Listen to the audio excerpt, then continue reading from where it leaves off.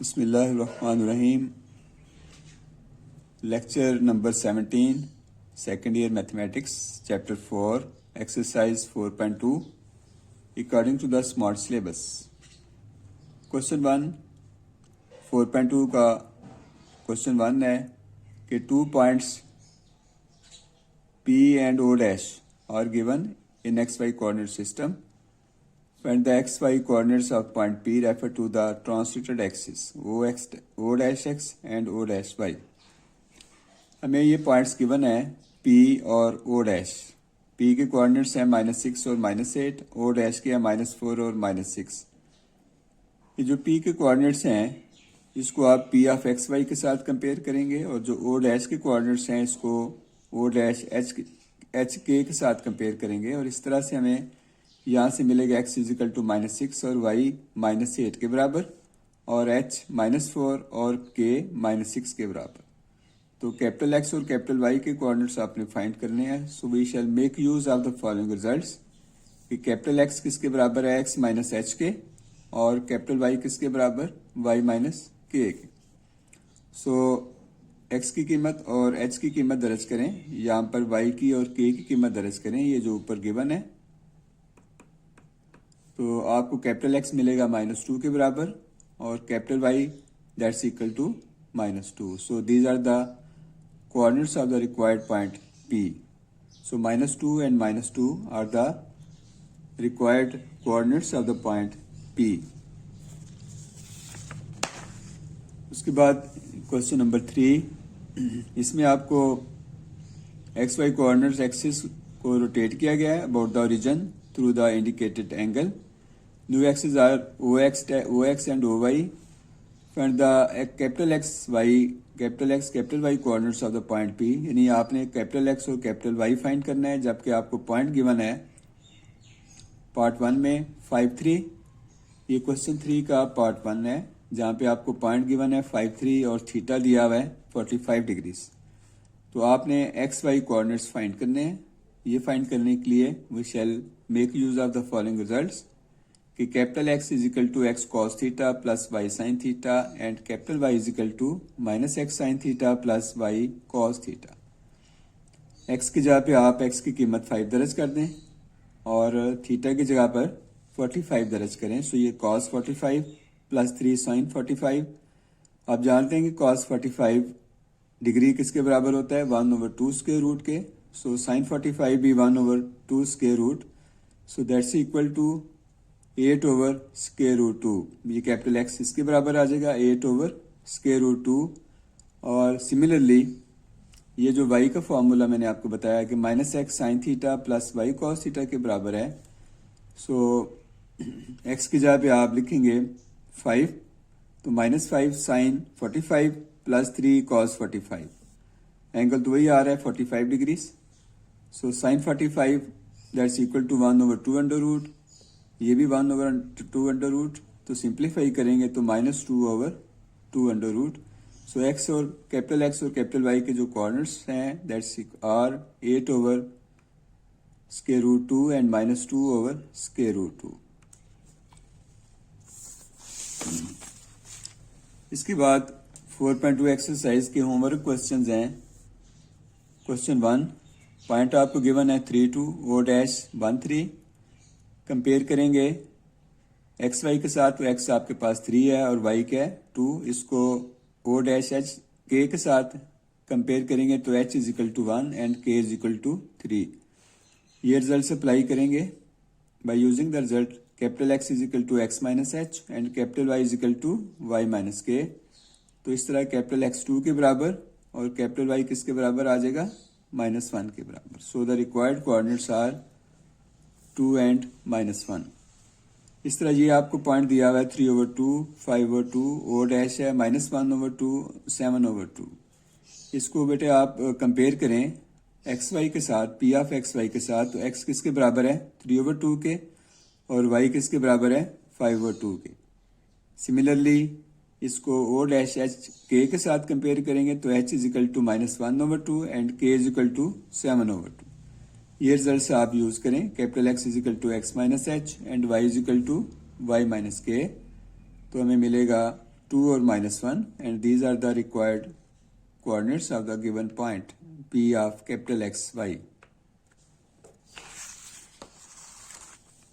इसके बाद क्वेश्चन 4 है, second part, according to the smart syllabus. ये पॉइंट आपको गिवन है और एंगल दिया हुआ है 30 डिग्री का। उसी तरह जिस तरह आपने पीछे क्वेश्चन किया है कि x 3 के बराबर है, y -7 और एंगल आपको दिया हुआ है 30 डिग्री का। हम ये रिजल्ट यूज करेंगे, capital X is equal to x cos theta plus y sine theta and y is equal to -x sine theta plus y cos theta. तो x की जगह पे आप लिखेंगे बेटे 3 और एंगल की जगह पे 30 डिग्री, y की जगह पे -7 और फिर एंगल की जगह पे 30 degree. So 3 cos 30 -7 sin 30 degree, 3 square root 3/2 -7 1/2 आएगा, क्योंकि ये आप जानते हैं साइन 30 किसके बराबर है। अब मैं साइड पे भी लिख देता हूँ, and you will also remember that sine 30 is equal to 1/2 and cos 30 degree is equal to square root 3/2। ये वैल्यूज आपने याद रखनी है। तो cos 30 डिग्री की जगह पे स्क्वायर रूट 3/2, साइन 30 1/2, सिंप्लीफाई करेंगे तो 3 स्क्वायर रूट 3 सिंप्लीफाई करेंगे तो कैपिटल एक्स किससे बराबर आएगा, 3 स्क्वायर रूट 3 -7/2। एंड सिमिलरली जब ये कीमतें आप इसमें दर्ज करेंगे कैपिटल वाई के लिए तो -3 -7 स्क्वायर रूट 3/2 आ जाएगा। सो इस तरह बेटे कैपिटल एक्स और कैपिटल वाई की कीमतें निकालकर उनको ब्रैकेट्स के अंदर लिख लें तो ये रिक्वायर्ड पॉइंट आ जाता है। इसके बाद नेक्स्ट टॉपिक है 4.3 से पहले कुछ डेफिनेशंस हैं, कुछ ये प्रॉपर्टीज हैं स्ट्रेट लाइंस की, ये आपने स्टडी करनी है। उसके बाद फिर हम एक्सरसाइज की तरफ आएंगे। तो इक्वेशन ऑफ स्ट्रेट लाइंस में सबसे पहले आप इंक्लिनेशन ऑफ ए लाइन के बारे में पढ़ेंगे कि लाइन की इंक्लिनेशन क्या होती है। देखिए मैंने आपके सामने ये एक फिगर ड्रा किया है, यहाँ पर लाइन है एल जो कि एंगल बना रही है alpha along x axis.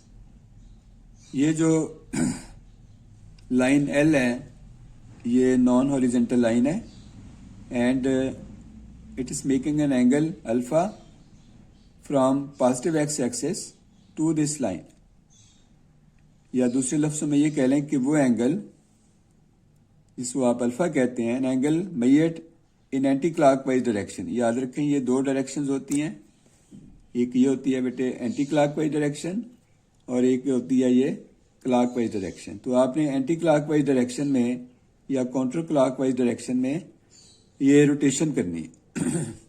So an angle alpha made anti clockwise from a positive x axis, ये पॉजिटिव एक्स एक्सिस है, to a non horizontal line, ये non horizontal line L is called inclination of a line, यानी angle alpha made anti clockwise direction from positive x axis to a non horizontal line L, that is called inclination of a line. और याद रखें कि ये line अगर horizontal है, ये दो केस इसमें ये भी स्टडी करेंगे, लाइन अगर हॉरिजेंटल है तो इंक्लिनेशन क्या होगा, अल्फा 0 के बराबर। और यही लाइन एल जो कि यहाँ पर पैरेलल थी यहाँ पर परपेंडिकुलर आ जाती है किसके, वाई एक्सिस के। तो एंगल कौन सा बनेगा, 90 डिग्री, या दूसरे लफ्जों में इंक्लिनेशन ऑफ द लाइन क्या होगी, 90 डिग्री। इस केस में भी ये लाइन जो पैरेलल है ये इस एक्स एक्सिस के ऊपर भी फॉल कर सकती है, यानी इसको ओवरलैप कर सकती है। In that case alpha is यानी inclination is also equal to 0। So any line which is parallel to the x axis और lie on the x axis, in both the cases inclination is equal to 0 degree. और अगर line perpendicular है, ये perpendicular line आपने draw की x axis के ऊपर और ये किसके पैरेलल है, वाई एक्सिस के। ये लाइन अगर वाई एक्सिस के ऊपर भी फॉल करे या उसको ओवरलैप करे, इन that case inclination of the line is also 90 degree. Slope of a line, इसको आप tan अल्फा कहते हैं, यानी जब आप इंक्लिनेशन का tan ले लेते हैं अल्फा का, तो that is called slope of the line. If we take tan of the given inclination alpha, then it is called slope of the line. So the given line is, if the given line is horizontal, horizontal से मुराद क्या है कि along x axis है, ये x axis के parallel है, इसको horizontal line कहते हैं. given line अगर horizontal है तो उसका स्लोप जो है that is always equal to 0, क्योंकि tan 0 0 के बराबर होता है. और स्लोप को आप किससे जाहिर करेंगे? m से. Slope is also denoted by small m. तो इस केस में जब लाइन हॉरिजॉन्टल लाइन के पैरेलल होगी या हॉरिजॉन्टल लाइन के ऊपर फॉल करेगी, तो in that case slope of that line is always equal to 0. If the given line is vertical, then its slope is undefined, because in that case inclination is 90 degree, और जब inclination बेटे 90 degree हो जाता है तो उसका जो tan है वो infinity के बराबर आता है, जिसको हम कहते हैं undefined. So slope of the line which is vertical or parallel to y-axis, that's always equal to infinity, जिसको आप क्या कह सकते हैं? Undefined. So that's all about your lecture. Thank you very much. Allah Hafiz.